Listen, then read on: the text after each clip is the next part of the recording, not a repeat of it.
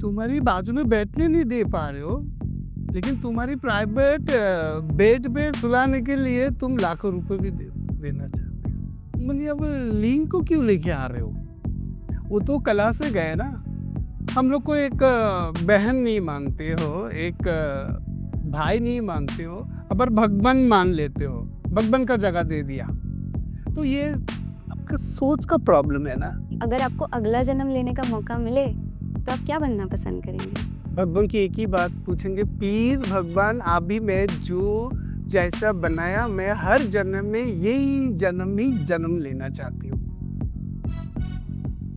इस शम्मे फरोजा को आंधी से डराते हो, इस शम्मे फरोजा को आंधी से डराते हो, इस शम्मे फरोजा के परवाने हजारों है, इन आँखों की मस्ती के मस्ताने हजारों है, इन आँखों से वाबस्ता अफसाने हजारों है। ऐसा ही एक अफसाना लिए आज हमारे साथ यहाँ मौजूद है एक बहुत ही पाकीज़ा शख्सियत पूजा शर्मा जी, जिन्हें हम जूनियर रेखा जी के नाम से भी जानते हैं। मैं डॉक्टर पूर्वा न्यूज़ इंडिया ऑफिशियल की पूरी टीम की तरफ से आपका यहाँ हार्दिक स्वागत करती हूँ। थैंक यू दीदी, नमस्ते आपको भी और हमारे दर्शक को भी। हमने सुना है कि म्यूजिक एक्सप्रेस नाम के चैनल पर आपका एक गाना आने वाला है, एक वीडियो आने वाला है राम जी के ऊपर। जैसा कि हाल ही में राम जी की मूर्ति की स्थापना हुई है और आपका उस गीत पर वीडियो बनने वाला है, जिसका संगीत दे रहे हैं संजय तिवारी जी और जिसे प्रोड्यूस करने वाले हैं अतुल शाह जी। बेसिकली यूजुअली ये होता है कि राम जी के ऊपर जितने भी गीत बनते हैं, या तो कोई लड़की सीता बनती है या तो कोई पुरुष राम बनता है या लक्ष्मण बनते हैं या हनुमान बनता है। ये ऐसा पहली बार होने वाला है कि एक किन्नर उस राम जी के गीत पर अपना जिनका वीडियो बनने वाला है। तो आपको उस बात पर कैसा महसूस हो रहा है? आपके क्या विचार है कि आप वो पहली होंगी या एक चेंज आप ला रही है बहुत बड़ा कि राम जी के गीत पे आपका वीडियो बनेगा? थैंक यू दीदी। देखो, हम लोग को इम्पोर्टेंट देने वाले भगवान तो है ही है, इंसान तो कभी इम्पोर्टेंट नहीं दिए। राम जी की गाना भगवान माफ करो। देखो, हम लोग भी तो कई इंसान हैं। ये जो इम्पोर्टेंटनेस, जो वार्ड, ये कौन दिया? राम जी ने ही दिया है। तो शायद वो पावर, वो कॉन्फिडेंस राम जी ने ही दिया है, जो हम लोग भी कुछ कर सकते हैं। वही कोशिश करेंगे, वो गाने पे देखेंगे। वो है राम जी का भक्त बोलो, कुछ भी बोलो, हम लोग जो इम्पोर्टेंट है, वो राम जी तो दिया है ना। वही पावर से लेके ही मैंने सोचा कुछ करने के लिए, जो मुझे हेल्प करने आए थे। 2 दादा, 1 दीदी, मैं नाम नहीं लेंगे।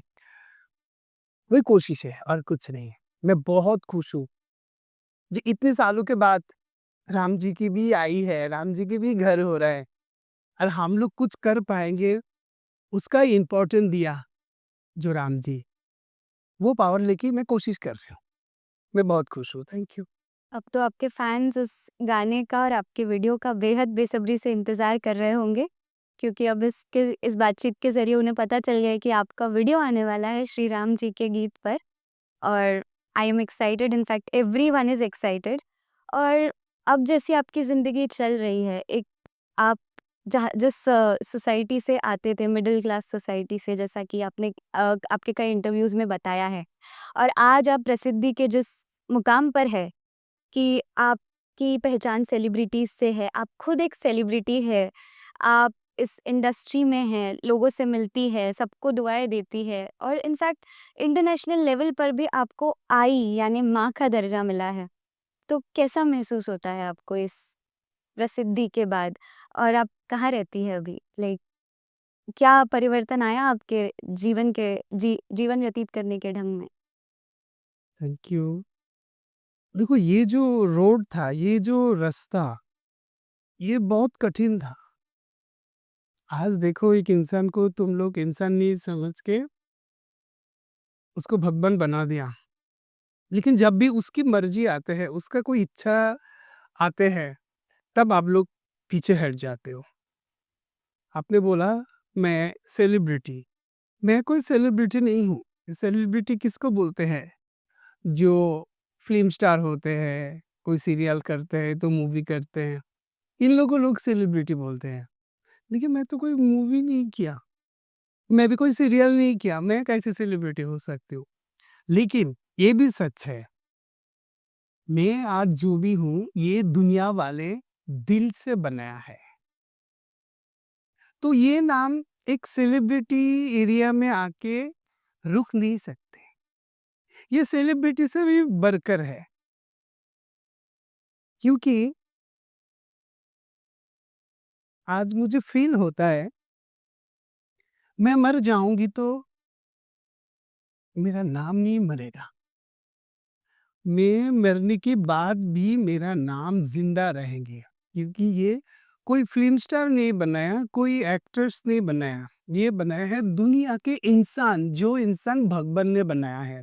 उसके ज़ुबान से, उसके प्यार से ये नाम जन्म हुआ है, पूजा शर्मा रेखा या सेलिब्रिटी या पूजा शर्मा माँ, पूजा माँ। ये वर्ड दुनिया बनने वाला है, ये कभी ध्वंस नहीं होगा। मैं कोई सेलिब्रिटी नहीं हूँ।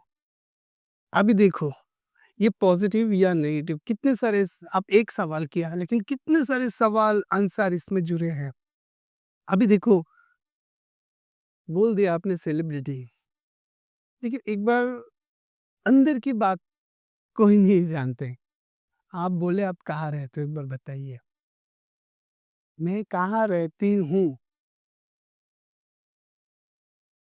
अभी भी मैं वही तलाश में हूँ, जो एक्चुअली मैं कहाँ रह रही हूँ। मैं वो दीदी के घर पे 2 दिन, वो दादा के घर पे 2 दिन, वो आंटी के घर पे 2 दिन, क्योंकि अभी मैं झोपड़पट्टी में नहीं रह पाती। क्यों? आप लोग की वजह से। अच्छा कोई सोसाइटी में नहीं रह पाती। क्यों? आप लोग की वजह से। क्योंकि आप लोग तो माँ बना दिया, लेकिन माँ को जो एक रिस्पेक्ट मिलना चाहिए, जो इज़्ज़त मिलना चाहिए, वो अब तक भी नहीं मिला। झोपड़पट्टी में नहीं रह पाती, क्योंकि आपको पता है, शाम के बाद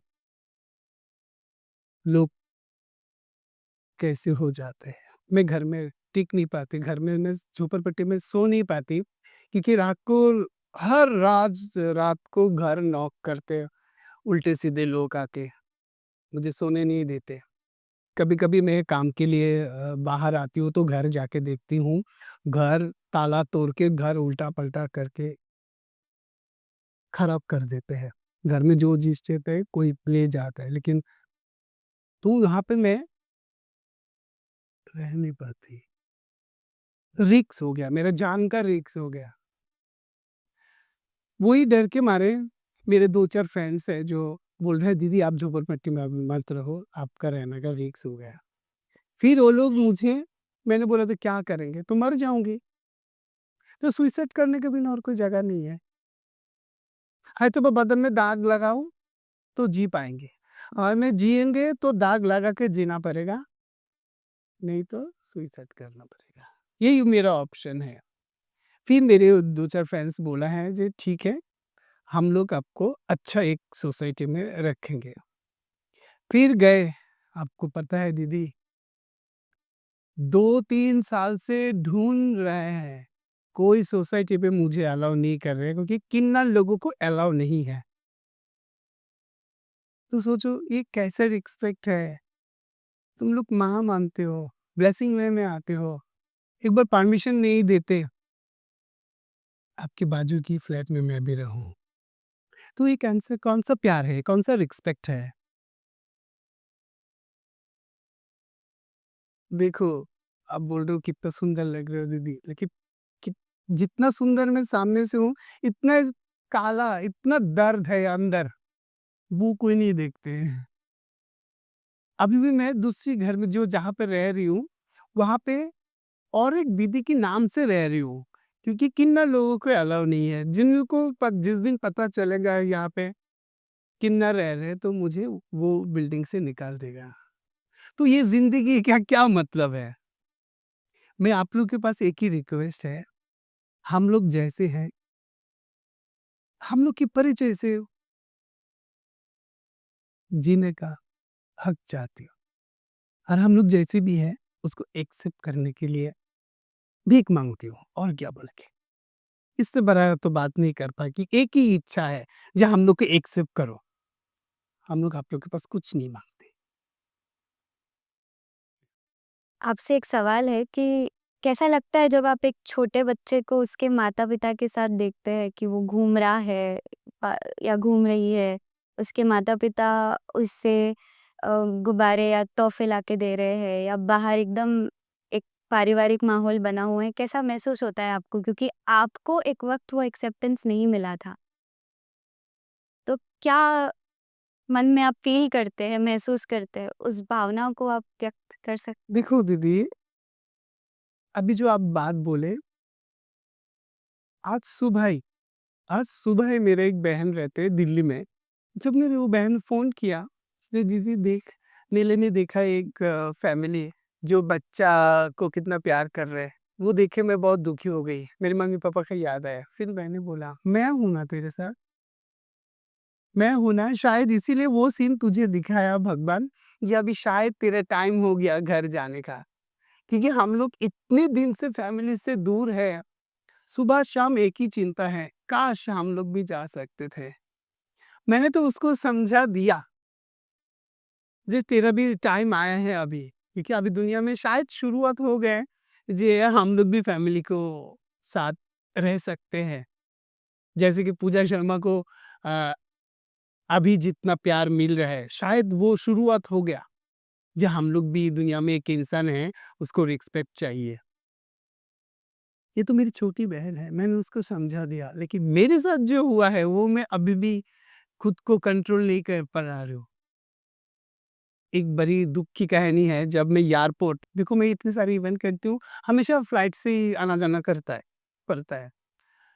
देखो फ्लाइट में मेरे इतने सारे ऑडियंस है, इतने सारे भक्त हैं, जब मैं फ्लाइट में जाती हूँ, अकेले जाती हूँ।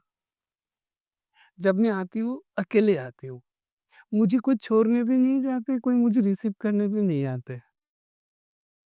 तब 1 घंटा फ्लाइट डिले हो गया, तो हम लोग बैठे थे। इतने सारे लोग, मैंने अपने-अपने फ्रेंड्स को छोड़ने फैमिली, रिश्तेदार इन लोगों को छोड़ने आए। किसी का बर्थडे था वहाँ पे, या एयरपोर्ट में केक भी कटा है। सब ऐसे से, हर सब कोई-कोई रो रहे हैं, कोई-कोई रो रहे हैं। पर वहाँ से अचानक एक दीदी देख लिया कि मैं उधर बैठी हूँ। पूरा प्लेटफ़ॉर्म गर्दी हो गए। जब पूजा माँ को मिल गया, आज बर्थडे है, मेरा बेटा काम पे जा रहा है, मेरा बेटी बाहर जा रहे हैं। आज पूजा माँ को देख लिया सामने से, इतना प्यार दे रहे हैं। तब मुझे एहसास हुआ दीदी, जी, काश मैं आज फैमिली के साथ होता, तो आज मुझे अभी छोड़ने के लिए मेरे फैमिली मेंबर होते। उस दिन इतने सालों के बाद उस दिन मुझे फ़ील हुआ, कि सच में हम लोग अभी भी अकेले हैं, कोई नहीं है मिलता। मैं लोगों को इतना प्रेरणा देता हूँ, मोटिवेशन स्पीकर के लिए मुझे अवार्ड भी मिलता है, लेकिन उस दिन मैं बहुत टूट गए थे। ऐसे लग रहा है जब क्या आ गया सामने? ये अचानक ये मोड़ क्यों आया? इतने सालों के बाद ये फ़ील क्यों आया भगवान? शायद ये आज की वजह से है। आज यहाँ पे बैठना था, तेरे साथ बैठना था, बातें करना था। एक्चुअली हम लोग का जो दुःख का सीमा है ना, वो इतने सारे हैं ना, वो कोई एरिया नहीं है। मैं चाहता हूँ तो और टोक मत, खुश रहना। जैसा कि आपने कहा, अभी हमारी जो बातचीत हुई उसमें आपने कहा कि उन्हें तकलीफ़ हुई, उन्हें दर्द हुआ, वो भावनाएँ उनकी अ, उन्हें बहुत तकलीफ़ हो रही थी उन सब चीज़ों से तो उन्होंने आपको कॉल किया। उनके पास आप थे, उन्हें समझाने के लिए, उन्हें सँभालने के लिए। मगर आप भी तो इंसान हैं, आप किसके पास जाते हैं? आप किससे बातें करते हैं? बात तो वही है ना दीदी, सोच मैं दुनिया को सँभालती हूँ। एक बार भी सोचा नहीं, मैं भी तो इंसान हूँ, मैं भी तो भगवान नहीं हूँ ना, मेरा भी तो दर्द है होता है। तो हम लोग देखो, तुम लोग की वजह से मैं खुद को कंट्रोल करती हूँ।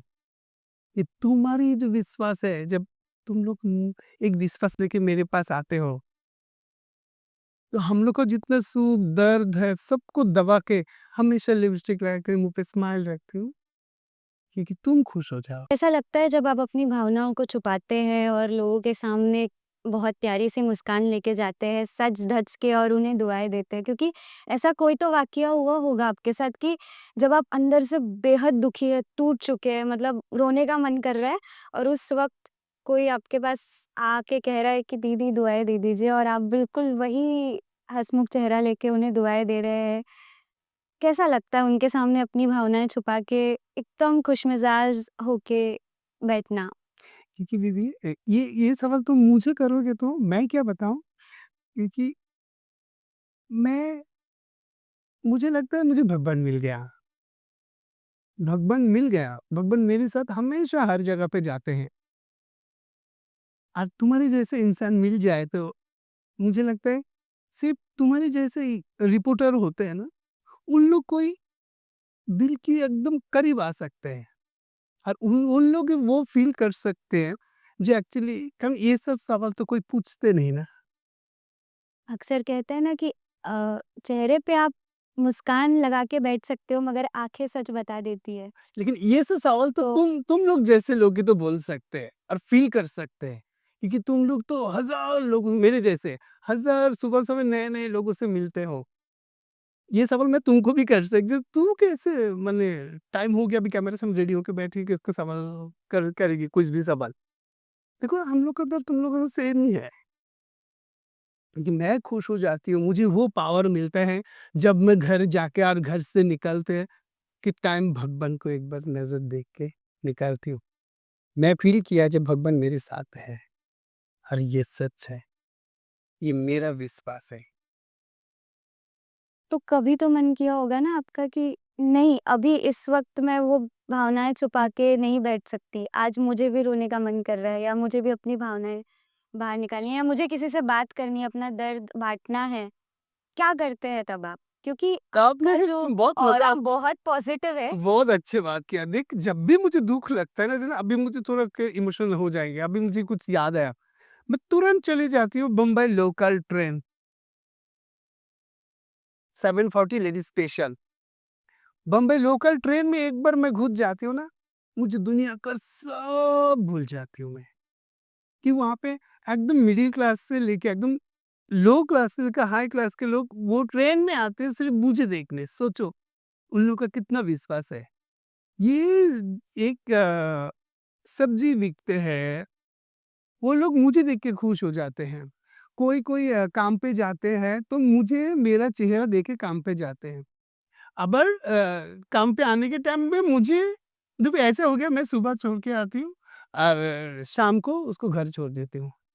मतलब ऐसा सिचुएशन जे ऐसे लोग मैं ट्रेन के सीधे लोग बोलते थे, "जिस दिन तुझे देखते हो उस दिन मेरे दिन अच्छा जाते हैं।" तब मैं चली जाती हूँ ट्रेन में। तब मुझे उन लोगों का जो मुँह पे स्माइल देख के मेरा मन भर जाता है। जैसे कि आपने अभी लोकल ट्रेन की बात कही, तो अभी आपका प्ले आ रहा है 7:40 की लोकल ट्रेन जो कि महेश भट्ट जी द्वारा प्रेज़ेंटेड है और आपकी ज़िंदगी पर आधारित है। आपकी ज़िंदगी की कहानी उसमें बयाँ की गई है। तो कैसा लग रहा है आपको वो? उस प्ले का जब आप प्ले के बारे में पढ़ रहे थे या आपको तो लग रहा होगा ना कि मैं अपनी ज़िंदगी दोबारा जी रही हूँ उस प्ले के थ्रू? राइटर लोग बहुत कठिन होता है। ऐसे हम लोग बात कर रहे हैं, बात-बातों में वो लोग कैसे स्क्रिप्ट बना लिया, जब दोबारा मुझे सुनाने आए ना, तब मैं सुनने का ताकत नहीं रहा हूँ। मैंने कैसे स्क्रिप्ट बन गया मेरे जो मैं ऐसे तेरे जैसे इंटरव्यू लेने आए थे, फिर वो लोग वो सब सुन के एक स्क्रिप्ट बना लिया। इतना कठिन किया है, ऐसे लग रहा है जो मैं देख रही हूँ, मेरे लाइफ में जो हो रहा है, मेरे सामने हो रहा है ये सब। आज कैसा फ़ील हुआ है, कैसा है? मैं चाहती हूँ एक बार तू आके देख। जब वो फाइनल हो गया, जब मैंने खुद एक्टिंग किया, मेरा एक ही मकसद है, वो दुनिया वाले देखें। उस एक्टिंग के दौरान कभी तो आपको लगा होगा ना कि मैं ऐसे टाइम मशीन में बैठ के वक़्त में पीछे चली गई और फिर से उसी पलों को जी रही हूँ? एक्चुअली ये कोई मूवी होता तो ठीक है, मूवी सीरियल का अलग होता है फ़ील, लेकिन ये जो है ना, सच्चाई है, उसको देखने के लिए भी हिम्मत चाहिए। उसको सुनने की, और मेरे कहानी सुनने के लिए तो बहुत स्ट्रॉन्ग होना पड़ेगा। महेश अंकल भी नर्वस हो गया, ये क्या देख रही हूँ? एक्चुअली बहुत कम लोगों को मौका मिलता है अपनी ज़िंदगी को दोबारा जीने का। एक्चुअली इसका और इसका देखो, इसका मतलब बहुत कुछ हो सकता है। सच्चाई ऐसा एक चीज़ है, वो कभी दबता नहीं है, एक होता है ना, सच हमेशा स्ट्रॉन्ग होता है। तुम एक बार वो देखोगे ना, तुम हिल जाओगे। सच तो हमेशा सच ही होता है, वो होता है ना, सच का जीत हमेशा ही होता है, ये सच है। वहाँ पे कोई एक्टेड ड्रामा नहीं था, वो एक सच्चाई था, जो इतने सालों बंद था। वो एक आवाज़, सच्चाई का आवाज़ है। 740 लेडी स्पेशल, तुमको कभी मौका मिले तो देख। डेफ़िनिटली मैं चाहती हूँ कि मुझे एटलीस्ट कभी वो मौका मिले कि मैं देख पाऊँ आपका वो प्ले। और एक बार बम्बई में होगा तो क्योंकि नाम भी तुमको बताएँगे। Thank you please. इनफैक्ट नाम भी बड़ा प्यारा है 7:40 की लोकल ट्रेन, वो इतना रियलिस्टिक लगता है कि वो लगता है कि एक ज़िंदगी उसमें बयाँ की गई है। क्योंकि दीदी, ये सच है ना, मैं अभी क्यों दूसरा नाम दूँ? क्योंकि मेरा जन्म हुआ है वहाँ। जो जन्म मम्मी-पापा ने दिया है, वो तो मैं स्वीकार नहीं कर पा रही हूँ, एक्सेप्ट नहीं कर पा रही हूँ जी, ये मेरी माँ है, ये मेरे पापा हैं। क्योंकि वो तुम लोग की वजह से है। क्योंकि जो दोबारा जन्म दिया है बम्बई लोकल ट्रेन, उसकी वजह से आज मुझे दुनिया वाले इंटरनेशनल लोग जानते हैं, तो वो मेरी माँ-बाप से कम नहीं है। तो उसको लेके ही मुझे चलना है, और मैं एक्सेप्ट करती हूँ। कभी आओ, बम्बई घुमाएँगे हैं, चर्च से विरार, विरार से चर्चगेट, मेरी बम्बई लोकल ट्रिप। जैसा कि आपने अभी कहा कि बम्बई घुमाएँगे, तो यहाँ पे अंधेरी में एक कैफ़े है, बम्बई नज़रिया नाम से, ट्रांसजेंडर्स का कैफ़े कहा जाता है कि उन्हीं ने वो कैफ़े खोला है और वहाँ पे जो भी अपॉइंटेड लोग हैं जो उस कैफ़े को सँभालते हैं, वो सारे ट्रांसजेंडर्स हैं। और मैं खुद भी वहाँ पर कई बार जाती हूँ और बहुत प्यारा, मतलब उन्होंने इतना खूबसूरती से उस कैफ़े को सजाया हुआ है, मतलब पुराने दिनों की याद आ जाती है। वो होता है ना कि 60s-70s का ज़माना, कि बिल्कुल पुराने ज़माने में जो म्यूज़िक इंस्ट्रूमेंट्स होते थे, म्यूज़िक बजाने वाला जो होता था, ग्रामोफ़ोन कहते थे शायद उसको, वो भी वहाँ पे रखा है। और पुराने एक्टर्स और एक्ट्रेसेस के फ़ोटोज़ लगे हैं और वहाँ पे एक टेबल है, बिल्कुल जिसके साइड में रेखा जी का नीले ड्रेस में उमराव जान फ़िल्म का वो पोस्टर लगा हुआ है, जिसमें उनकी आँखें बहुत कुछ बयाँ कर रही है। और मैं जब भी वहाँ जाती हूँ, वहीं बैठती हूँ। और जैसा कि आपको जूनियर रेखा जी कहा जाता है, तो आप वहाँ गए हैं? और आपको कैसा लगता है, मतलब कभी आप ऐसे किसी कैफ़े या किसी जगह जिन्हें किन्नर समाज ने बनाया है, किन्नर समाज जिसे चलाता है, ऐसी किसी जगह गए? क्या एक्सपीरियंस रहा? एक्चुअली दीदी, सिर्फ़ बम्बई जो अभी बोल रहे हो, बम्बई कैफ़े, नज़रिया। हुँ, बम्बई नज़रिया जो कैफ़े है, हुँ। ये इसीलिए इतना खिल रहा है, क्योंकि हम लोग कोशिश करते हैं, कोशिश कर रहे हैं अभी तक भी, कि तुम लोग के बराबर कॉम्पिटिशन नहीं, तुम लोग के बराबर थोड़े खड़े हो जाओ। ये देखो, कितने सालों के बाद, दुनिया के इतने सालों के बाद, एक अब भी एक पहला कैफ़े हुआ, जो हम लोग की फैमिली वाले किया, हम लोग के परिवार ने। तो सोचो, इतने सालों में जो एक्सेप्ट हुआ है, वो कितना सुंदर है, वो इम्पोर्टेंट नहीं है, इम्पोर्टेंट है जो इतने सालों के बाद आप लोग स्वीकार कर रहे हो, एक्सेप्ट कर रहे हो। तो देखो कितना दर्द है हम लोग के अंदर। ये तुम लोग के परमिशन चाहिए जे हम लोग कुछ करूँ तो आप लोग नेगेटिव, पॉजिटिव कुछ भी कर सकते हो। तो क्यों? नेगेटिव छोड़ के पॉजिटिव करो ना। अभी एक बम्बई कैफ़े नहीं है, हज़ारों बम्बई नज़रिया जन्म लेगा। मैं इतना खुश नहीं हूँ ये बात सुन के, लेकिन तुम खुशी-खुशी से बताया, उतना ही मुझे रोना आ रहा है। जे काश तुम बोल रहे हो, मैं चाहती हूँ हर दुनिया वाले हम लोग को इतना ही एक्सेप्ट करे, इतना ही प्यार करे, जो ये एक बम्बई नज़रिया नहीं, लाखों करोड़ों बम्बई नज़रिया बने, हम लोग भी तुम्हारे सामने बैठ सकते हैं। ये आँसू तो खुशी के हैं ना, और जिस तरीके से वो हम वहाँ जाते हैं तो हमें जिस तरीके से वो प्यार देते हैं कि आइए, बैठिए, उनके चेहरे पे हमेशा वो मुस्कान होती है और वो प्यारा-सा एटमॉस्फेयर वहाँ का बना हुआ, मतलब बहुत अलग किस्म का सुकून है वहाँ पर।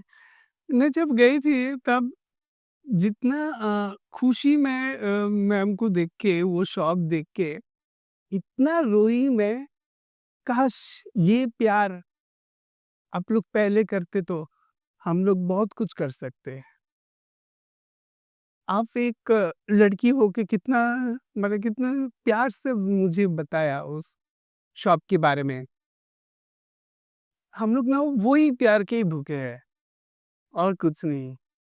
क्या आप हम वहाँ जाके उसी टेबल पे बैठते हैं जहाँ पे रेखा जी का पोस्टर लगा मैं है? वहाँ जाके ही बैठी, मैंने वीडियो भी बनाई। मैंने वही मैं बहुत खुश हूँ। हम लोग में बहुत कुछ करने का मन करता है, लेकिन आप लोग की प्यार की कमी है। प्लीज़ हम लोग को भी मौका दीजिए। हम लोग भी आप लोग के बराबर कुछ करना चाहते हो। जैसे कि आज पहले किन्नर समाज दबा हुआ था, एक्सेप्ट नहीं कर रहा था ये सोसाइटी उन्हें। लेकिन आज के ज़माने में देखा जा रहा है कि वो बहुत फ्लरिश हो रहा है और कई सारे ऐसे क्षेत्र हैं जिसमें किन्नर आ रहे हैं और उन्हें भी जॉब मिल रहा है, उन्हें भी एक सेम लेवल का रिस्पेक्ट मिल रहा है। वो अपना बिज़नेस खोल रहे हैं, जैसे कि अभी-अभी हमने बम्बई नज़रिया की बात की। तो अगर मैं आपसे पूछूँ कि आप कौन-से क्षेत्र में जाना चाहेंगे या क्या आपका सपना था कि हाँ, मुझे ऐसा कुछ करना है ज़िंदगी में, ये करना है, मतलब डॉक्टर बनना है या मुझे अपना कैफ़े खोलना है या ऐसा कुछ अलग-सा सपना जो आपने देखा हो हमेशा से कि श पहले तो मेरा मकसद है जे हम लोग भी तो इंसान हैं, उसको स्टाबिल करना। स्टाबिल में क्या बोलते हैं? उसको स्वीकृति देना है जे हम भी इंसान हैं। जैसे भी मेरा एक बहन वो एक शो में गए थे, उसको बोला गया जे अभी अवार्ड मिला है ट्रांसजेंडर उमुक। मतलब अब लिंग को क्यों लेके आ रहे हो? वो तो कला से गए ना, कला से गए। जैसे मुझे बोलता है वो अच्छा डांस करते हैं, ट्रेंडी कितना अच्छा डांस करते हैं। मैं डांस को इम्पोर्टेंट दो ना, वो उसको बार-बार क्यों सामने लेके आते हो? मेरा कर्म को देखो ना, कर्म को इम्पोर्टेंट दो। जो वो डॉक्टर है, वो मोटिवेशन स्पीकर है, वो इंजीनियर है। तो इंजीनियर में वो हिजड़ा है, वो किन्नर है, ना एक लड़का है, एक लड़की है। इतना तुम लोग मने क्यों बोलते हो? बोल रहा हूँ कि इंजीनियर है, इंजीनियर पूजा शर्मा रेखा। इंजीनि किन्नर इंजीनियर पूजा शर्मा। इतना वो उसको बार-बार क्यों टोकते हो? वो नहीं होना चाहिए ना। मेल, फीमेल, ट्रांसजेंडर इतना नाम क्यों देते हो? इंसान, इंसान होना चाहिए ना। वही बोलना चाहता हूँ जे कि हम लोग को पहले स्वीकृति देना है। मेरा मकसद एक ही है, ये हम लोग भी एक इंसान है। वो जब स्वीकृति हो जाएगा ना, तब दुनिया में और कोई तकलीफ नहीं होगा। जो सोसाइटी किन्नर समाज को एक्सेप्ट नहीं कर रही है, उसी सोसाइटी को आप दुआएँ देते हो, वो भी मुस्कुराकर। कहते हैं कि आपकी दुआओं में बहुत असर होता है, बट लोग आपकी बद्दुआओं से बहुत डरते हैं। देखो दीदी, पहले तो बोलेंगे आप लोग का सोच सही कर लो। हम लोग को एक बहन नहीं मानते हो, एक भाई नहीं मानते हो, अबर भगवन मान लेते हो, भगवन का जगह दे दिया। तो ये आपका सोच का प्रॉब्लम है ना। तुम्हारी बाजू में बैठने नहीं दे पा रहे हो, लेकिन तुम्हारी प्राइवेट बेड में सुलाने के लिए तुम लाखों रुपए भी देना चाहते हो, बाजू वाली फ्लैट में रहने नहीं देते। तो ये कौन सा इज्जत है, ये कौन सा सोच है आप लोग का। इस सोच को पहले बदलाओ। आपको पता है मैं अभी कितना तकलीफ में रह रही हूँ। मैं अभी जी मैं अभी जी यहाँ से तुम्हारी ऑफिस से मैं बाहर जाके जो कहाँ जाऊँ, कोई भी अभी फिक्स नहीं हुआ। अभी 10-12 दीदी लोग को फ़ोन करेंगे, दीदी मैं आपके घर में आ सकती हूँ? क्योंकि मेरा तो कोई ठिकाना ही नहीं है ना। क्योंकि अभी मैं झोपड़पट्टी में नहीं जा पाएँगे, क्योंकि इंसान शाम के बाद तो जानवर हो जाते हैं। अच्छा सोसाइटी में भी नहीं जा पाएँगे क्योंकि वहाँ पे हम लोग अलाउ नहीं है। ये कैसा सोच है आप लोग का? एक बार सोचा है? तू तो बुला लिया, मैं आ गई, लेकिन अभी-अभी यही रात हो गया, अभी मैं कैसे जाएँगे कहाँ? कहाँ रहेंगे?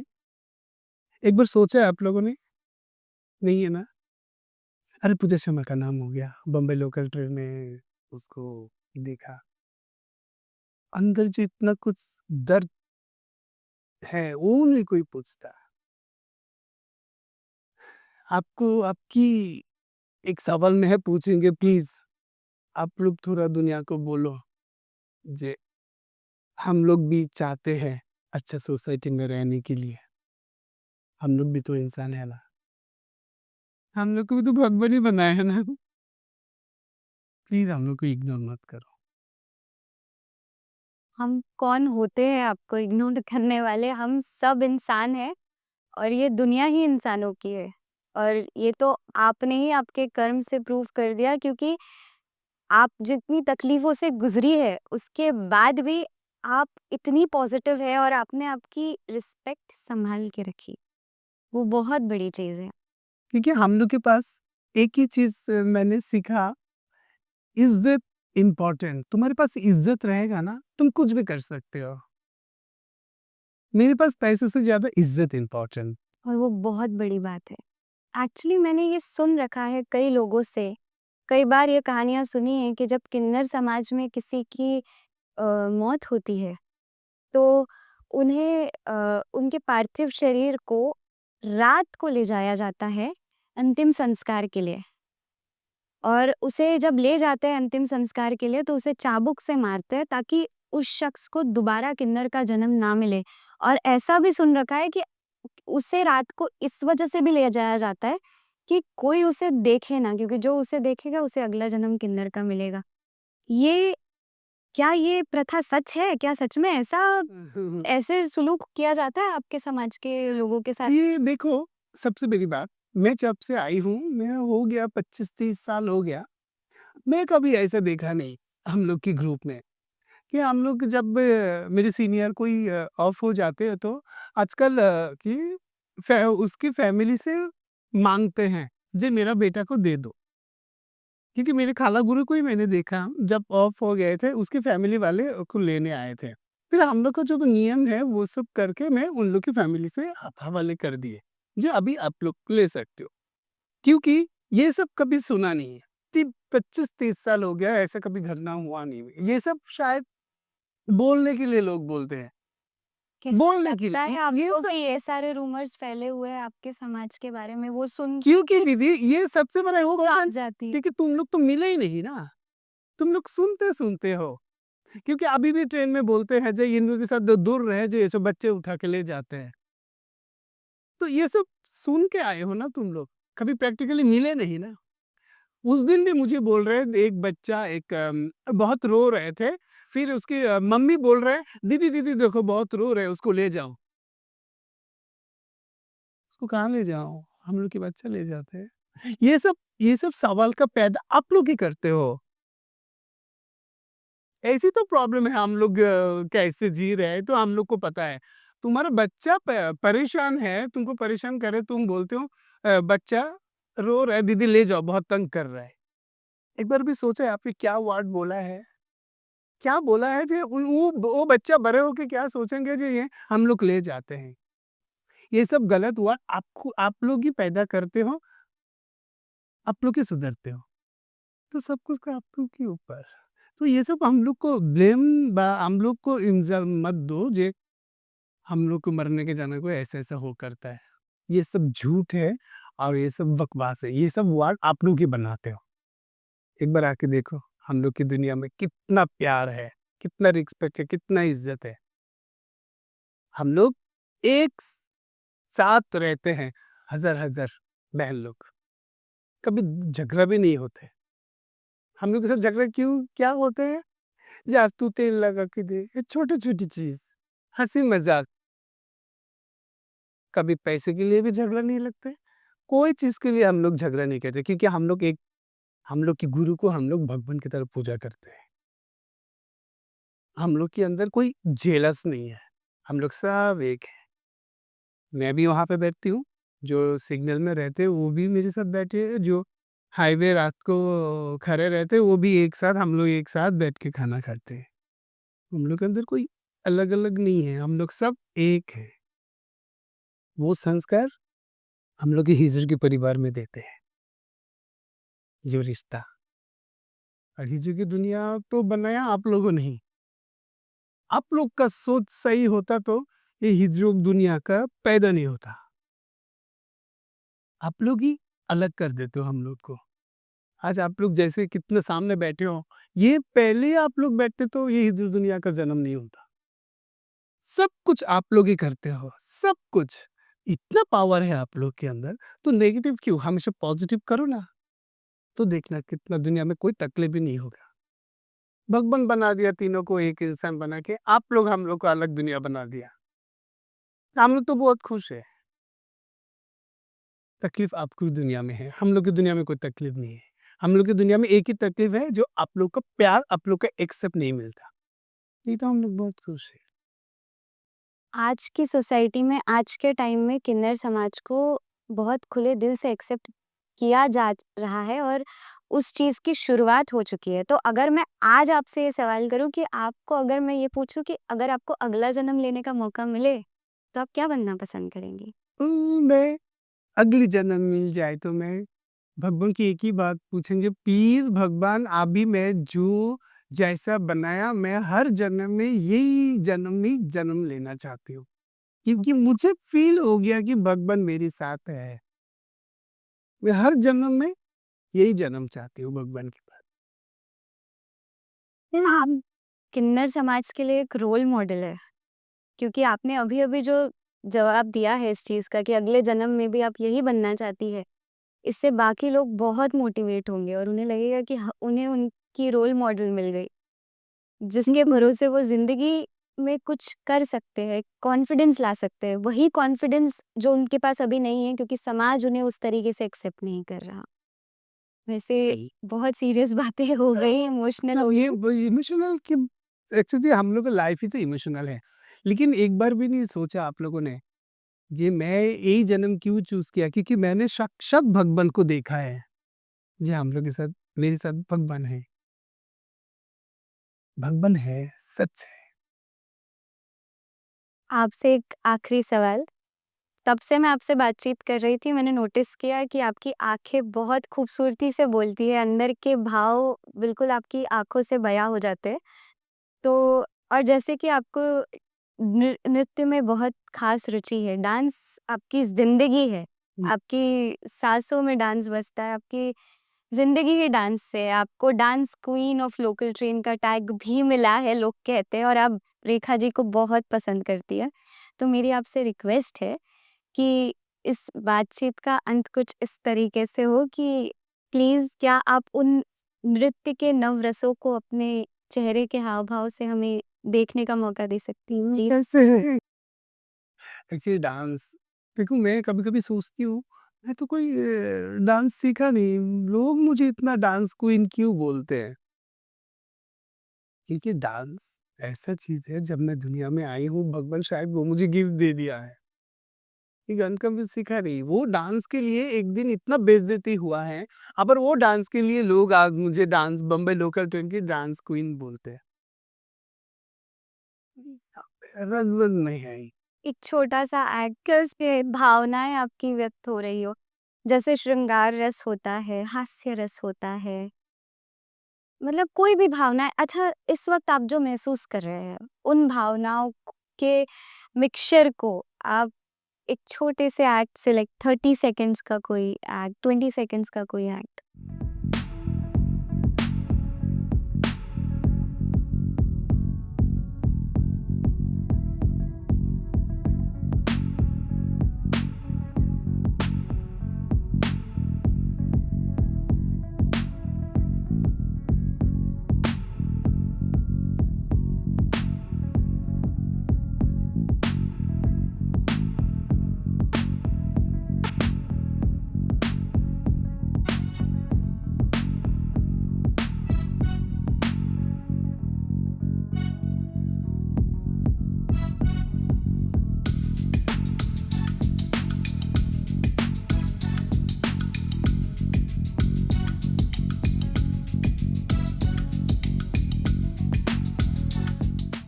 ये बहुत अद्भुत था कि बिना शब्दों के, बिना संगीत के आपने इतने सारे भाव व्यक्त कर दिए इसका आपके भी कोई आंसर है, क्योंकि तुम्हारे मन में जो फ़ील है, फ़ील को तुम फ़ील करोगे तो वो वैसे ही खिलेंगे। ये और ये हमेशा फ्रेश रखना है, खाली रखना है, तो तुम बहुत कुछ ले सकते हो, तुम्हारी मर्ज़ी से कंट्रोल करके अब छोड़ भी सकते हो। पहले से ही भरा हुआ आएगा ना, तुम एक जगह से फिक्स्ड हो जाओगे। तो ये हमेशा खाली रखना चाहिए, क्योंकि यहाँ यहाँ पे स्थिर है सिर्फ़ भगवान, चाहत नहीं रखना लाइफ़ में। तो बहुत कुछ तुम ले भी सकते हो, छोड़ भी सकते हो, ले भी सकते हो, छोड़ भी सकते हो, और भगवान फिर से मिलता है। Thank you. आपको धन्यवाद देना चाहती हूँ कि आज आपने आपका इतना कीमती वक़्त हमें दिया और आपसे बात करके मतलब बहुत सीखने मिला, बहुत पॉज़िटिविटी मिली और थैंक यू सो मच आपके वक़्त के लिए क्योंकि सबसे कीमती जो होता है वो वक़्त है। Thank thank you. You so much, आप लोगों ने मुझे बोला, मुझे बुलाया। मैं चाहती हूँ हम लोग को आप लोग साथ में रहो। आज मैं आई हूँ, कल मेरी जैसे कोई और दूसरा बहन आए, वही रिक्वेस्ट है। और थैंक यू सो मच इतना इज़्ज़त देने के लिए हम लोगों को। Thank you.